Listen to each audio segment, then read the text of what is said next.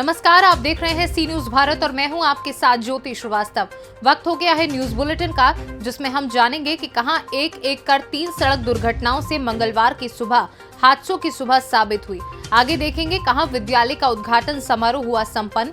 इसी क्रम में जानेंगे कहां सदर अस्पताल के रजिस्ट्रेशन काउंटर को समय से पहले ही बंद कर दिया जा रहा है। इन तमाम खबरों पर होगी विस्तार से चर्चा, तो आइए शुरू करते हैं जिलेवार खबरों का सिलसिला। खबर बलिया से है, जहां मंगलवार की सुबह हादसों की सुबह साबित हुई। सिकंदरपुर थाना क्षेत्र में एक एक कर 3 सड़क दुर्घटनाएं हुई।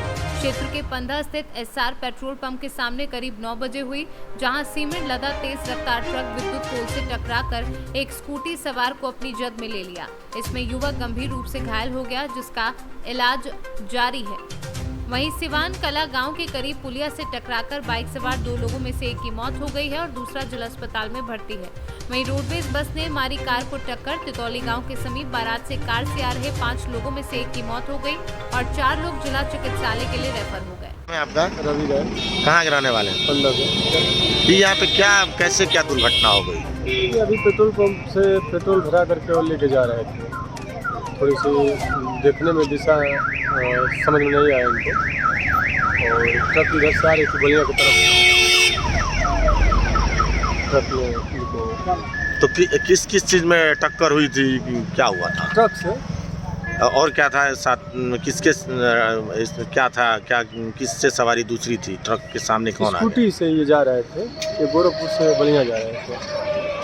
तो दोनों लोगों की हालत कैसी है? और स्कूटी वाले की हालत ख़राब है। ट्रक वाला तो ड्राइवर फरार है, लेकिन स्कूटी वाले की ज़्यादा स्थिति डैमेज है। पैर और फ्रैक्चर हो गया था, फिर हम लोगों ने 108 को फोन करके दिलवाया। बलिया से सी न्यूज संवाददाता राजू गुप्ता की रिपोर्ट। मामला ग्राम पाठा थाना खरेला जनपद महोबा का है, जहां एक पत्रकार एवं समाज सेवी व भारतीय जागृति मिशन तथा ग्रामीण सेवा महासभा समस्याओं का एक सक्रिय कार्यकर्ता से संबंध रखता है, जिनका नाम मुन्ना लाल राठौर पुत्र डालचंद राठौर है। इनका कहना है कि रहुनिया ग्राम जो महोबा जनपद के अंतर्गत आता है, कुछ दिन पूर्व गोलीकांड हुआ था। उसी की खबरों को लेकर शक में कुछ लोगों ने उनके साथ अमर्यादित व्यवहार किया है। क्या समस्या है भाई? मेरा नाम मुन्ना लाल राठौर है, मैं पीसीसी पत्रकार हूँ। भारतीय जागृति मिशन एवं ग्रामीण सेवा फाउंडेशन सामाजिक संस्था का कार्यकर्ता हूँ।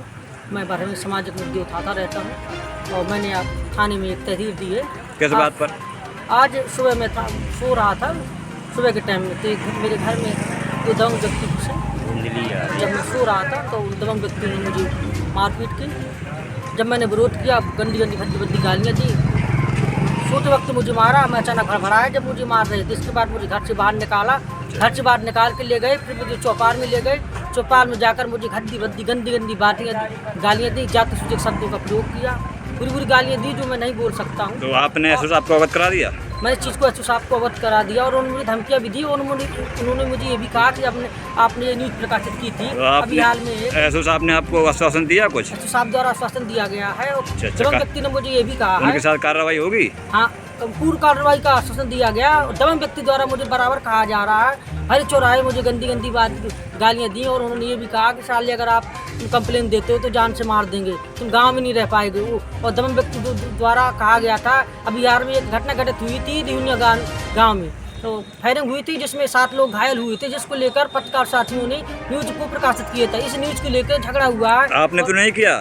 नहीं, मैंने ये न्यूज प्रकाशित नहीं की है। मेरे द्वारा मुझे कहा गया कि आपके द्वारा प्रकाशित किया गया, तो मैंने कहा मैंने नहीं की है। जो घटना घटित हुई है वो पत्रकार साथी प्रकाशित करेंगे, क्या आपके कहने से थोड़ी होता है। जिसको लेकर उन्होंने मेरी मार पिटाई की, गंदी गालियाँ दी, जान से मारने की धमकी दी और मुझे उन्होंने कहा कि तुम्हारी क्या औकात है, तुम ओबीसी एसटी समाज से आते हो, तुम्हारी क्या औकात, सवर्ण समाज के खिलाफ आवाज़ उठा दोगे। आज के बाद सवर्ण समाज के खिलाफ न्यूज नहीं निकालना। अगर आप सवर्ण के खिलाफ आवाज़ उठाते हो तो जान से मार देंगे। तुम्हारी ओबीसी एसटी समाज की कितनी औकात नहीं कि तुम ओबीसी एसटी समाज के लोग सवर्ण के खिलाफ आवाज़ उठा सके। तुम्हें रहना हो तो हिसाब से रहो, नहीं गाँव छोड़ दो। मुझे और मेरे परिवार को जान माल का खतरा है। मैं सरकार से यही कहना चाहता हूँ, उत्तर प्रदेश सरकार से यही कहना चाहता हूँ, जब पत्रकार ही सुरक्षित ना रहें तो देश में और कौन सुरक्षित हो सकता है। जब चौथा स्तंभ में कोई इस तरह घटना घटित हो रही है, घर से निकाल के मारा जाता है, घर के अंदर मारा जाता है, खुले चौराहे पर चौपाल लगाकर बेइज्जती किया जाता है। मैं शासन प्रशासन अनुरोध करूंगा कृपया ऐसे दबंगों के साथ कार्रवाई करें। इस ऐसी घटना से क्षेत्र में दहशत होगी और जो ढूंढिया दहशत कांड हुआ जिससे भी काफ़ी क्षेत्र को भी CSC समाज के लोग दुख कहते हैं। जिस मामलों को लेकर घटना घटित हुई है, मेरा कोई व्यक्तिगत मामला नहीं, मामला न्यूज का है। मैं पत्रकार साथियों से भी अनुरोध करूंगा कृपया मेरी आवाज़ बने, कृपया OBC SC समाज की आवाज़ बने जिससे हमें न्याय मिल सके। महोबा से सीनियर संवाददाता सुरेंद्र कुमार निराला के विधानसभा पट्टी के अंतर्गत विकासखंड नासपुर देवसरा प्राथमिक विद्यालय कोटिया रामगढ़ा के नवनिर्मित विद्यालय का लोकार्पण राजेंद्र प्रताप सिंह मोती सिंह पूर्व कैबिनेट मंत्री के प्रतिनिधि विनोद पांडे द्वारा सर्वप्रथम फीता काटकर इसका उद्घाटन कर इस अवसर पर मां सरस्वती की पूजा अर्चना की गई। इस अवसर पर बबलू मिश्रा, चंद्र प्रकाश तिवारी व अन्य लोग मौजूद रहे। प्रतापगढ़ से सीनियर संवाददाता रोहित जायसवाल की रिपोर्ट। 5 साल के मासूम बच्चे की सर्पदंश से हुई मौत, परिजनों का रो रो कर हुआ बुरा हाल। मृतक का नाम अभिपुत्र मुंशीलाल केसरवानी निवासी लोधी। कल शाम देर रात सोते वक्त बिस्तर पर सर्प ने डंक मार दिया, जिसके बाद बच्चा जग गया और रोने लगा। पास में सोए माँ बाप जगे तो आसपास देखा तो जहरीला सांप दिखा। परिजन बच्चे को लेकर अस्पताल भागे। नजदीक के प्राइवेट अस्पताल आर्गन में ले गए, जहाँ हालत में सुधार नहीं हुआ तो उसे मेजा स्थित अमृत कलश हॉस्पिटल ले गए, जहाँ चिकित्सकों ने उसे मृत घोषित कर दिया। जिसके बाद परिजन उसे लेकर थाने पहुंचे और उसके बाद तहरीर देकर पोस्टमार्टम कराने की मांग की, जिस पर पुलिस ने शव को कब्जे में लेकर पोस्टमार्टम के लिए भेज दिया। ये मौजा लोंदी का घटना है। बच्चे का नाम अभी है, अभी केसरवानी, और पिता का नाम मुंशीलाल केसरवानी है, जो कि कल रात 12 बजे अपने घर पे बिस्तर पे सो रहा था और ऊपर से कहीं से अगल बगल से सांप आया और बच्चे को हाथ में काट लिया और मौके पे वहाँ पे तुरंत हॉस्पिटल आर्गन लेके गए। वहाँ पे हॉस्पिटल में आर्गन हॉस्पिटल में डॉक्टर इलाज थोड़ा अपना जो किए, उसके बाद वहाँ जो बंदा था छोड़ के उसके बाद अमृत प्लस में ले गए, काफी हॉस्पिटल में ले गए, लेकिन वहाँ पे हर जगह जवाब मिला। बच्चे के डेट्स मतलब ख़त्म कर एक्सपायर हो गया था। अब क्या कार्रवाई कर रहे हैं? अब हम लोग लाए थाने कचना पे, यहाँ पे पंचनामा बनवा रहे हैं, बच्चे का ले जा रहे हैं। PM करवाएंगे? PM करवाने के लिए। आपका परिचय जानना चाहिए। एडवोकेट आशीष कुमार पांडे। कहाँ के रहने वाले हैं? लोंदी। ये जो बच्चा एक्सपायर है लोंदी का है। प्रयागराज से सीनियर संवाददाता मंगला प्रसाद पटेल की रिपोर्ट।